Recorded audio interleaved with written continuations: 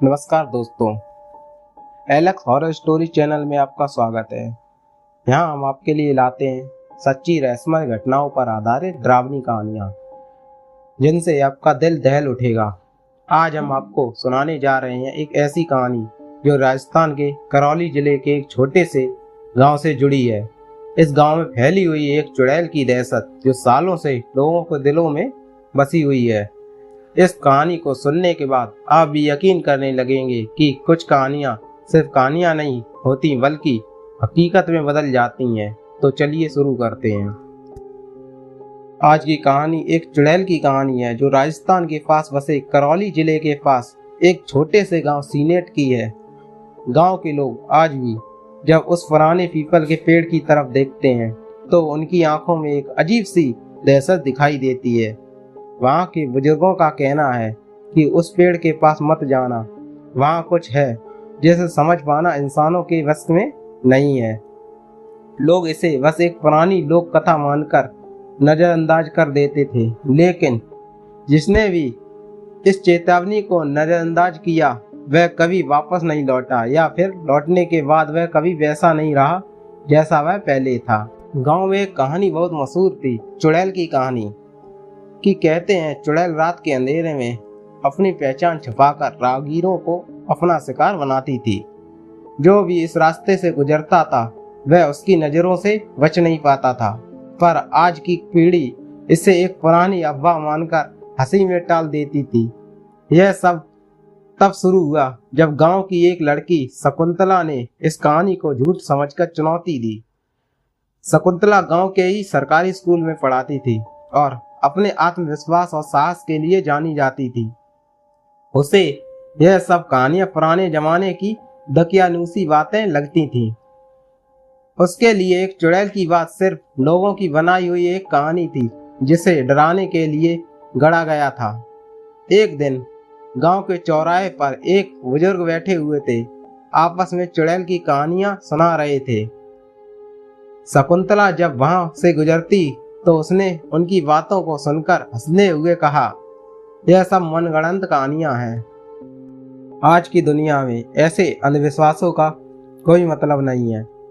मैं उस रास्ते से रात में अकेली जाऊंगी और कुछ नहीं होगा। सभी बुजुर्गों ने उसे चेतावनी दी, बेटी यह तुम्हारी गलती होगी, उस रास्ते में मत जाना, खासकर रात के समय।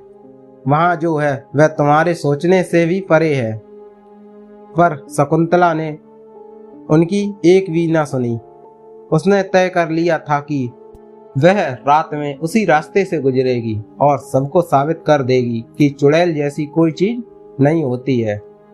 उस दिन गांव में हल्की बारिश हो रही थी, आसमान पर बादल छाए हुए थे और ठंडी हवा चल रही थी।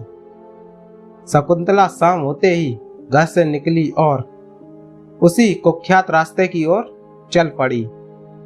यह रास्ता गांव से बाहर जंगल के किनारे से होकर जाता था, जहां वह पीपल का पेड़ था जिसे गांव वाले श्रापित मानते थे। जैसे जैसे शकुंतला उस पेड़ के करीब पहुंची, हवा और भी ठंडी होती गई और आसमान में बादल और घने हो गए। पेड़ के पास पहुंचकर शकुंतला को अचानक अजीब सा महसूस होने लगा। उसे ऐसा लगा जैसे कोई उसे दूर से देख रहा हो, जैसे किसी की आंखें उसी पर गड़ी हों, लेकिन उसने इसे अपने मन का भ्रम मानकर नजरअंदाज कर दिया और आगे बढ़ती रही। तभी एक तेज हवा का झोंका आया और पेड़ की डालियां अजीब ढंग से हिलने लगीं। शकुंतला ने महसूस किया कि चारों ओर अजीब सी खामोशी छा गई है, जैसे जंगल की सारी आवाजें अचानक थम सी गई हों। अब उसके कदम थोड़े धीमे पड़ने लगे और उसकी दिल की धड़कन तेज हो गई। जैसे ही वह पेड़ के बिल्कुल करीब पहुंची, उसे एक औरत का हल्का सा आवाज हुआ। वह पेड़ के पास खड़ी थी, सफेद कपड़ों में लिपटी हुई। उसके लंबे काले बाल उसकी कमर पर लहराते हुए नीचे गिर रहे थे। पहले शकुंतला ने सोचा कि वे शायद यह उसकी आंखों का भ्रम है, लेकिन जब उसने फिर से ध्यान से देखा तो वह औरत अब उसकी तरफ मुंह करके खड़ी थी। उसके चेहरे पर एक भयानक मुस्कान थी। शकुंतला के पांव वहीं थम गए। वह चाहकर भी आगे नहीं बढ़ सकी। वह समझ नहीं पा रही थी कि यह औरत कौन है और कहां से आई। अचानक उस औरत ने अपनी बड़ी बड़ी लाल आंखें शकुंतला पर गड़ा दी और एक भयानक चीख के साथ उसकी तरफ बढ़ने लगी। शकुंतला के रोंगटे खड़े हो गए। शकुंतला जितनी तेज दौड़ सकती थी वहां से दौड़ पड़ी। ऐसा लगा जैसे उसके पैर बंद गए हों। हर कदम भारी होता जा रहा था। पीछे से चीख की आवाज और तेज होती जा रही थी। शकुंतला किसी तरह से गांव के किनारे तक पहुंची, लेकिन वह इतनी डरी हुई थी कि एक शब्द भी नहीं बोल पा रही थी। उसके होठ कांप रहे थे और आंखों में गहरी दहशत थी। गांव वालों ने जब उसे इस हाल में देखा तो तुरंत समझ गए कि उसने कुछ ऐसा देख लिया है जिसे देखना नहीं चाहिए था। बुजुर्गों ने उसे शांत करने की कोशिश की, लेकिन शकुंतला की हालत बिगड़ती जा रही थी। रात भर शकुंतला बुखार में तपती रही और बार बार चीख कर कहती रही, वह आ रही है, मुझे ले जाएगी। किसी ने उसकी बातों पर ध्यान नहीं दिया। लेकिन अगली सुबह जब गांव वालों ने देखा कि शकुंतला अपने कमरे में नहीं है तो सबके होश उड़ गए। शकुंतला कभी भी वापस नहीं आई। शकुंतला के अचानक गायब हो जाने से पूरे गांव में खलबली मच गई थी। सब लोग डर और चिंता में डूबे हुए थे। गांव के बुजुर्गों ने कहा कि सब उसी चुड़ैल का काम है जिसकी चेतावनी उन्होंने पहले ही दी थी। मगर गांव के कुछ युवक अब भी इसे पुरानी बातों का ढकोसला मान रहे थे। उनमें से एक सोनू था। वह गांव का सबसे बहादुर लड़का माना जाता था। सोनू ने तय किया कि वह इस रहस्य का पता लगाएगा। सोनू ने अपने चारों दोस्तों के साथ जंगल में उस पीपल के पेड़ की ओर जाने का फैसला किया जहां शकुंतला आखिरी बार देखी गई थी। गांव के बाकी लोग उन्हें रोकने की कोशिश कर रहे थे, लेकिन सोनू और उनके चारों दोस्त नहीं माने। उन्हें यकीन था कि चुड़ैल जैसी कोई चीज नहीं होती और शकुंतला का गायब होना किसी इंसानी साजिश का नतीजा है। रात का वक्त था। आसमान में बादल छाए हुए थे और हल्की हल्की बारिश भी हो रही थी। पांचों दोस्त मसाले लेकर जंगल की ओर चल पड़े। जैसे ही वे पीपल के पेड़ के पास पहुंचे, वहां की हवा एकदम भारी लगने लगी। चारों ओर अजीब सन्नाटा सा था। पेड़ की शाखाएं हवा के झोंके से अजीब ढंग से हिल रही थीं, जैसे कोई उनमें छिपा हुआ हो। तभी सोनू की नजर उस पेड़ के नीचे सफेद कपड़े में लिपटी हुई आकृति पर पड़ी। यह वही जगह थी जहां शकुंतला आखिरी बार देखी गई थी। उसकी दिल की धड़कन तेज हो गई, लेकिन उसने अपने दोस्तों से कहा, डरो मत, यह बस एक भ्रम है। लेकिन जैसे ही वे उस आकृति के पास पहुंचे, आकृति हिलने लगी। उसकी सफेद साड़ी हवा में उड़ने लगी और वह धीरे धीरे उन पर हंसते हुए आगे बढ़ने लगी। उसकी हंसी इतनी डरावनी थी कि सभी के शरीर में कपकपी दौड़ गई। सोनू ने मसाल की रोशनी उस आकृति पर डाली, लेकिन उसका चेहरा देखने लायक नहीं था। उसकी आंखें बिल्कुल लाल थी और चेहरा भयानक रूप से विकृत था।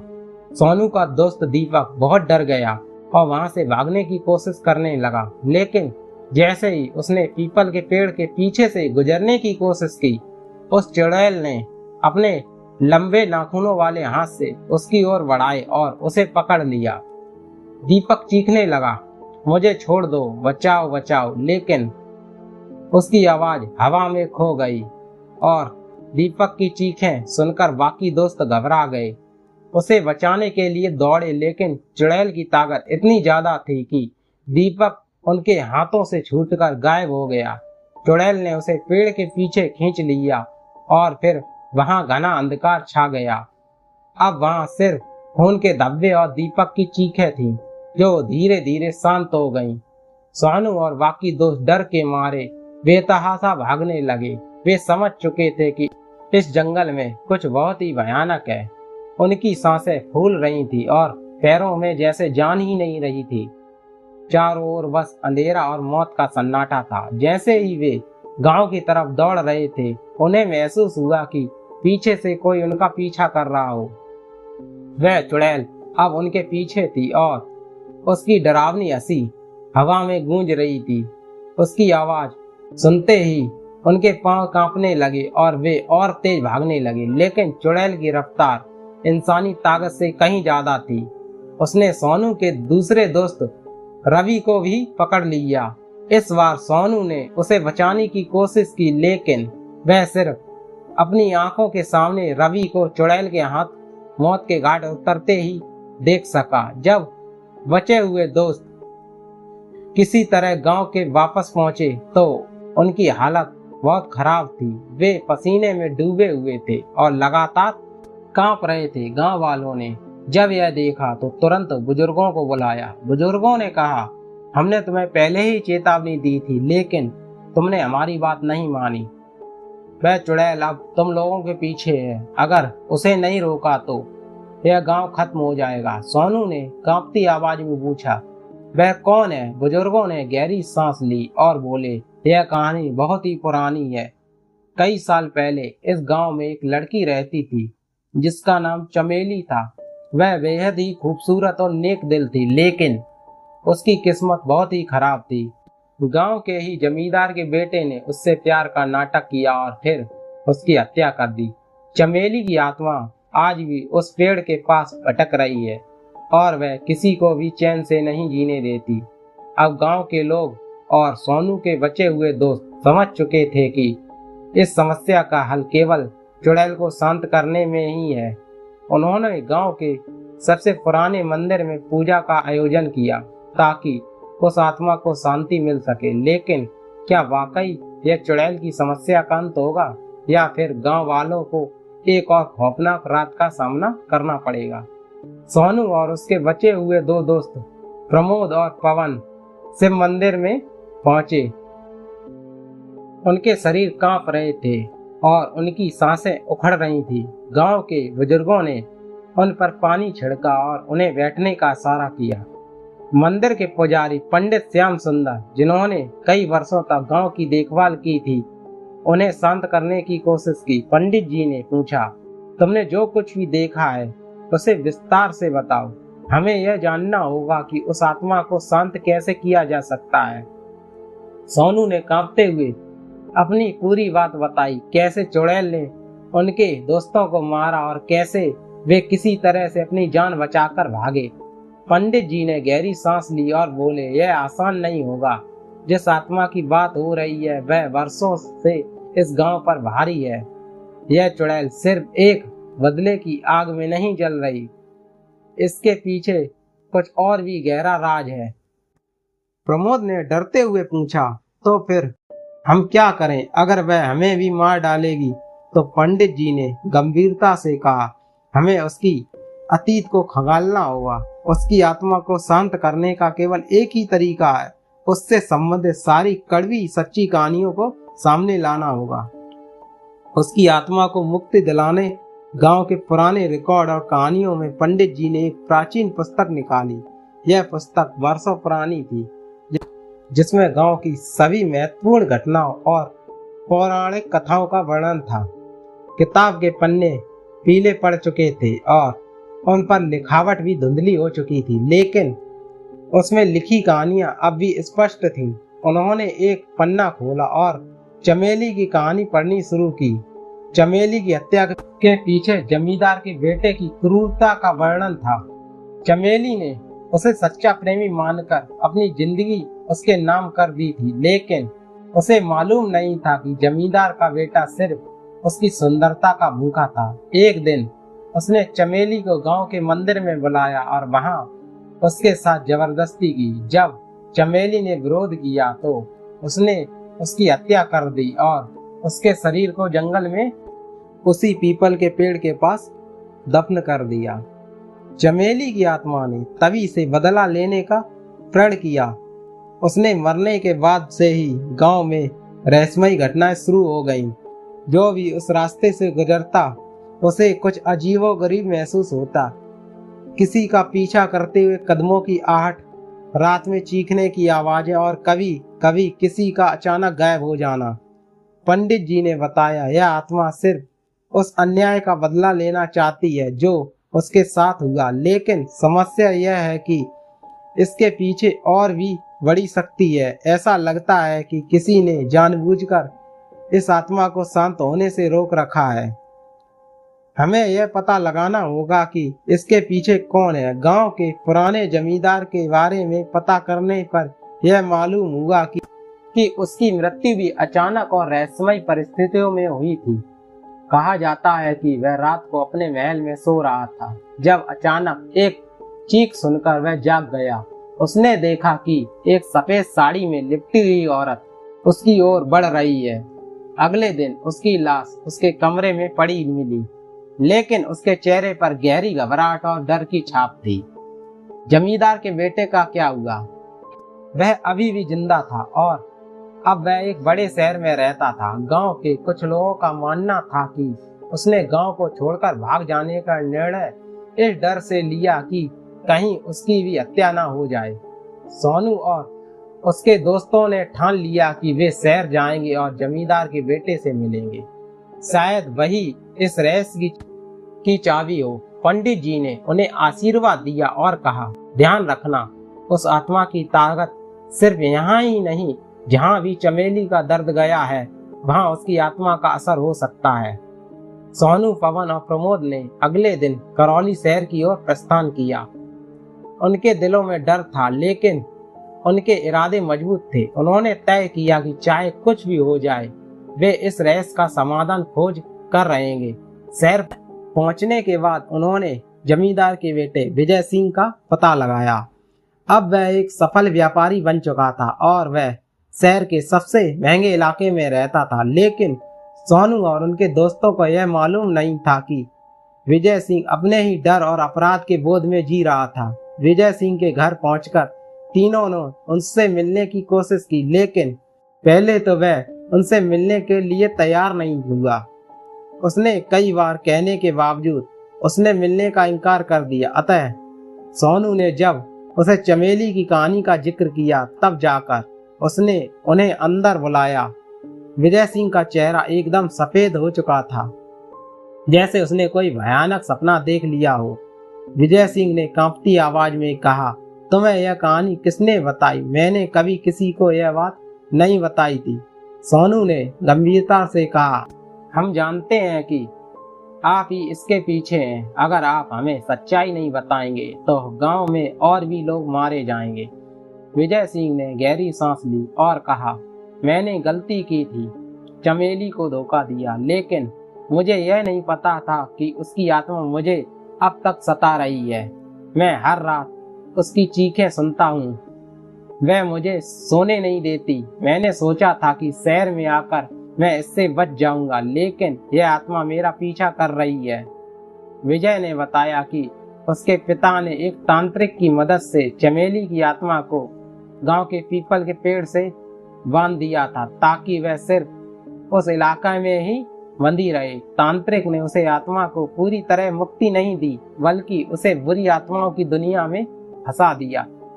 इसका कारण यह था कि जमींदार का परिवार कभी अपने गुनाहों का सामना नहीं करना चाहता था, लेकिन विजय को यह समझ में आ गया था कि अब वह आत्मा ज्यादा शक्तिशाली हो चुकी थी।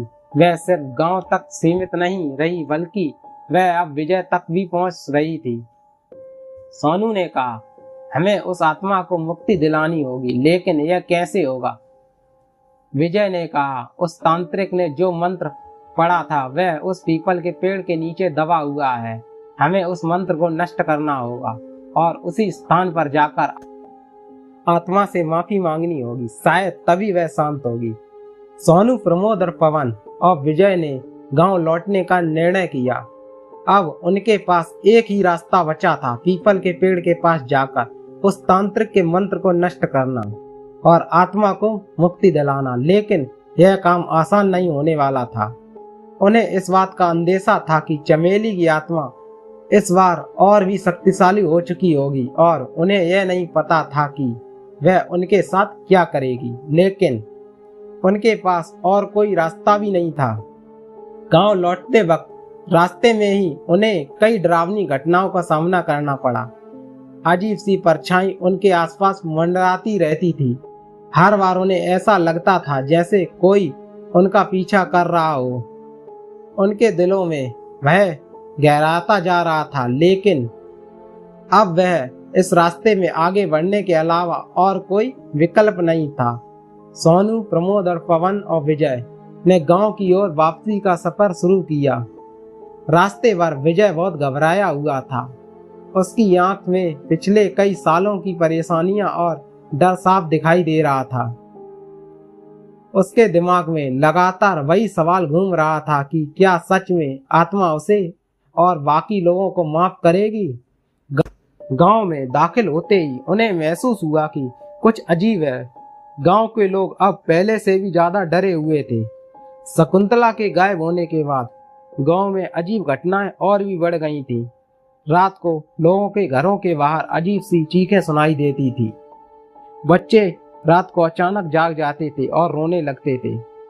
किसी को नहीं पता था कि यह सब क्यों हो रहा है। पंडित श्याम सुंदर ने गांव के मंदिर में इन चारों का स्वागत किया और उन्होंने तुरंत पूजा शुरू करने का आदेश दिया ताकि आत्मा से माफी मांगी जा सके और उसे शांत किया जा सके। लेकिन सोनू के चेहरे पर चिंता की लकीरें साफ थी। वह जानता था कि यह सिर्फ पूजा करने से हल नहीं होगा।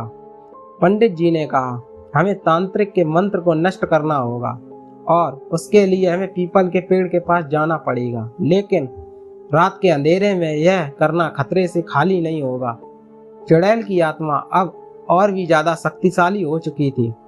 विजय ने अपने हाथ जोड़ते हुए कहा, अब मेरे पास खोने के लिए कुछ भी नहीं है। अगर हमें मुक्ति मिलनी है तो हमें यह जोखिम उठाना ही होगा। उस रात गांव में सन्नाटा छाया हुआ था। पूरा गांव भयभीत था और हर कोई अपने अपने घरों में दुबके हुए थे। किसी में भी घर से बाहर निकलने की हिम्मत नहीं थी। यह वही रात थी जब सोनू, प्रमोद, पवन और विजय को तांत्रिक के मंत्र को नष्ट करने जाना था। सभी लोग पीपल के पेड़ के पास जाने की तैयारी कर रहे थे। पंडित श्याम सुंदर ने सभी को विशेष ताबीज दिए थे जिनके बारे में कहा जाता था कि उन्हें आत्माओं के बुरे प्रभाव से बचाएंगे। रात के लगभग 12 बज चुके थे और हवा में अजीब सी ठंडक महसूस हो रही थी। जैसे ही वे पीपल के पेड़ के पास पहुंचे, उन्हें वहां भी भारी खामोशी ने घेर लिया। सोनू का दिल जोर जोर से धड़क रहा था, लेकिन उसने अपने दोस्तों को हिम्मत बंधाई और कहा, हमें डरना नहीं चाहिए। हम यहाँ यही काम करने आए हैं। पीपल के पेड़ के पास पहुंचकर उन्होंने देखा कि जमीन के नीचे तांत्रिक का वह पुराना मंत्र पत्थर की एक तख्ती के नीचे दबा हुआ था। पंडित जी ने उन्हें बताया था कि इसे नष्ट करने का एकमात्र तरीका था कि इसे पूरी तरह से तोड़ दिया जाए और फिर उसकी राख को गंगा नदी में प्रवाहित किया जाए। जैसे ही वे पत्थर को हटाने लगे, अचानक हवा तेज हो गई, आसमान में बादल गिरने लगे और अंधेरा और भी गहरा हो गया। चारों ने महसूस किया कि कोई उनके बहुत करीब है। तभी अचानक चुड़ैल की भयानक चीख हवा में गूंजने लगी। सफेद साड़ी में लिपटी वह आकृति धीरे धीरे उनकी ओर बढ़ने लगी। उसकी आंखें जलते हुए अंगारे जैसी लाल थीं और चेहरा विकृत था। उसके लंबे काले बाल हवा में लहराते हुए अजीब ढंग से फड़फड़ा रहे थे। विजय ने कांपते हुए कदम पीछे खींचे और चेहरे पर डर की लकीरें साफ दिखाई दे रही थी। उसने अपनी कांपती हुई आवाज में कहा, मुझे माफ कर दो, मुझे माफ कर दो। लेकिन चुड़ैल ने उसकी बात को कोई जवाब नहीं दिया। उसकी हंसी और भी जोरदार हो गई। उसने अपना एक हाथ आगे बढ़ाया और विजय के पास आकर रुक गई। तभी पंडित श्याम सुंदर ने तेजी से मंत्रोच्चारण शुरू किया। उन्होंने अपने हाथ से तांत्रिक का मंत्र पत्थर के नीचे से निकाला और तोड़ने की कोशिश की, लेकिन चुड़ैल अब और भी गुस्से में आ गई थी। उसने अपनी पूरी ताकत से हवाओं को तेज कर दिया और ऐसा लगा जैसे चारों लोग हवा में उड़ने वाले हों। सोनू, पवन और प्रमोद ने मिलकर पत्थर को तोड़ने की कोशिश की। जैसे ही पत्थर टूटा, चुड़ैल ने जोर से चीख मारी और उसके शरीर से सफेद धुएं का गुबार निकलने लगा। उसकी आंखें लाल से काली हो गईं। उसकी हंसी रुक गई। पंडित श्याम सुंदर ने उसी वक्त मंत्र को जलाने का आदेश दिया। सोनू ने जलती हुई मसाल से मंत्र के कागज को आग लगाई। जैसे ही मंत्र जलकर राख में तब्दील हुआ, चुड़ैल ने एक अंतिम चीख मारी और फिर धीरे धीरे उसके शरीर से धुआं उठने लगा। वह हवा में बिखरने लगी और उसकी आंखों में पहली बार एक शांति की झलक दिखाई दी। वह कुछ पलों के लिए वहीं खड़ी रही, जैसे ही वह किसी चीज का इंतजार कर रही हो। फिर उसने विजय की तरफ देखा और धीमी आवाज में कहा, मुझे इंसाफ मिल गया है। और उसके बाद वह पूरी तरह से गायब हो गई। आसमान अचानक साफ हो गया, हवा शांत हो गई, चारों ओर एक अजीब सी शांति महसूस होने लगी। चुड़ैल की आत्मा को शांति मिल चुकी थी। गांव में सब कुछ सामान्य हो गया। अब रात में किसी को कोई चीख सुनाई नहीं देती थी और अब पीपल का पेड़ भी आम पेड़ों की तरह लगने लगा। सोनू, प्रमोद, पवन और विजय ने अपनी जिंदगी में पहली बार इतनी राहत महसूस की, लेकिन इस पूरी घटना ने उन्हें जीवन का एक बड़ा सबक सिखा दिया। इंसान को कभी भी किसी के साथ अन्याय नहीं करना चाहिए, वरना वह अन्याय कभी ना कभी लौटकर बदला जरूर लेता है। पंडित श्याम सुंदर ने गांव के लोगों के साथ मिलकर एक बड़ी पूजा का आयोजन किया, जिसमें गांव के सभी लोगों ने हिस्सा लिया। यह पूजा चमेली की आत्मा को शांति के लिए की थी, ताकि वह अपने सुकून से रह सके। इस घटना के बाद गांव के लोग एकजुट हो गए। उन्होंने तय किया कि वे अब किसी तरह के अन्याय को सहन नहीं करेंगे, हमेशा सच्चाई का साथ देंगे। विजय ने भी अपना अपराध स्वीकार किया और उसने गांव वालों से माफी मांगी। उसने अपनी बाकी की जिंदगी गांव के कल्याण में बिताने का निर्णय किया और अपने पापों का प्रायश्चित किया। सोनू, प्रमोद और पवन ने भी अपनी जिंदगी में आगे बढ़ गए। वे इस घटना को कभी नहीं भूले कि इस घटना में उन्हें सिखाया कि डर सिर्फ हमारी कल्पना में नहीं होता, बल्कि कभी कभी वह सच्चाई का रूप भी ले सकता है। तो दोस्तों, यह थी हमारी आज की कहानी चुड़ैल का आतंक, जिसमें गांव वालों ने एक सच्चे डर और रहस्य का सामना किया।